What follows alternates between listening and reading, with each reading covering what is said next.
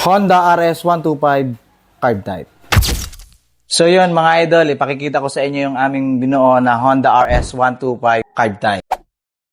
Idol, ito pala ay galing pa ng Cavite, then pinadala pa dito sa amin sa branch namin dito sa Chaong, Quezon, at dito niya ipina-restore dahil mas malapit siya dito kumpara doon sa isang branch namin sa Novaliches.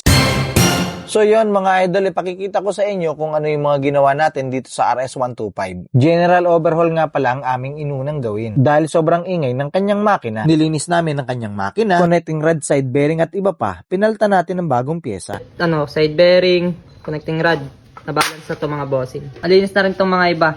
Clutch, side, head, starter motor. Handa ka na ba? Tolits MC Parts, tara na! TMP Race Tech Motor Oil, arangkada, todo performance. May motor ka bang gustong pabilisin? Di kalidad na lang isang kailangan mo rin. Long ride man o pang araw-araw, sa bawat biyahe maaasahan mo. Makinis ang takbo, panatag ang loob, kahit saan magpunta tuloy ang TMP Racetech Motor Oil. Best quality para sa inyong motorsiklo. Smooth ang takbo, protektado ang makina. Available lang dito sa Tolits MC Parts. Narito na ang langis na bagay sa motor mo. TMP Racetech Motor Oil, subukan sa long ride at racing maaasahan. Smooth ang makina, lakas ay ramdam, bawat arangkada, panalong panalo ka. TMP Racetech, kalidad na tunay, full synthetic oil na matibay. Kung performance ang gusto mo, TMP Racetech, ito ang bagay sa'yo. Pang araw-araw, pang long ride, sa racing track, sagad ang drive. Proteksyon sa makinang umiikot, quality oil para tuloy ang arangkada mo.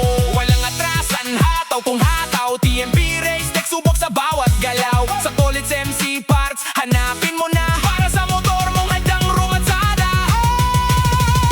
TMP Racetech Motor Oil, subukan, performance at quality Bolts, maaasahan. TMP na yung iba, brake hose, original, T-post, harness, bolts natin is CNC yung nilagay. Dapat stock lang din to, then yung bar end mas maganda, nakakabit pa rin.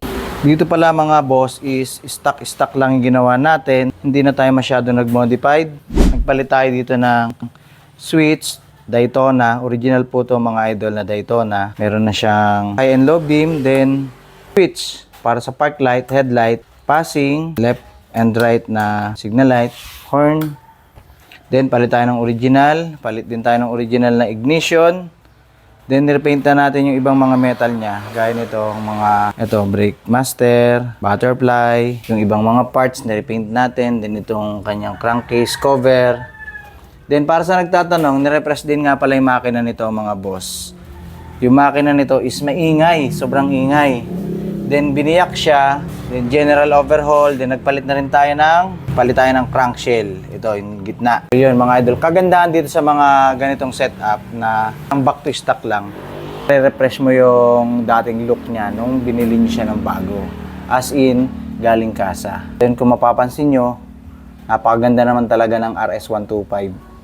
Lalo na kung stock lang, di ba? Gaya nito, binapping namin to para magmukha ulit siyang bago. Passenger footrest, then repaint yung ibang mga metal gaya na sinabi ko, ganito. Yan. Then nagpalit tayo ng rear hub, original to mga boss. Inalign ulit natin. Then yung kanyang front, ganun din. Diba? Ganda, napakakinis. Ang kaha. Honda RS125 carb type. Yan na nga mga idol. So kaganda lang talaga dito sa mga ganitong RS125 is wala na masyadong kinakabit ng mga borloloy. So yun, alam niyo naman yung mga borloloy, hindi naman siya masyadong maganda tignan. Pero depende pa rin sa tao, no? Pero para sa akin kasi mga idol, maganda lang is stock lang. Yung clean look, yan ang pinaka-importante dyan. Napakaganda. Yung itsura niya, wala nang masyadong special. Basta malinis. Talagang quality na talaga kung tignan natin to. Alright, napakaganda mga boss. Kudos nga pala sa anak ko kay Tinworks. dahil siyang may pinakamalaking ambag sa pag-restore ng motor na ito. Paki-follow na rin ang page niya. Maraming salamat. Maraming salamat sa panonood. Hanggang sa muli. Bye-bye! Alright!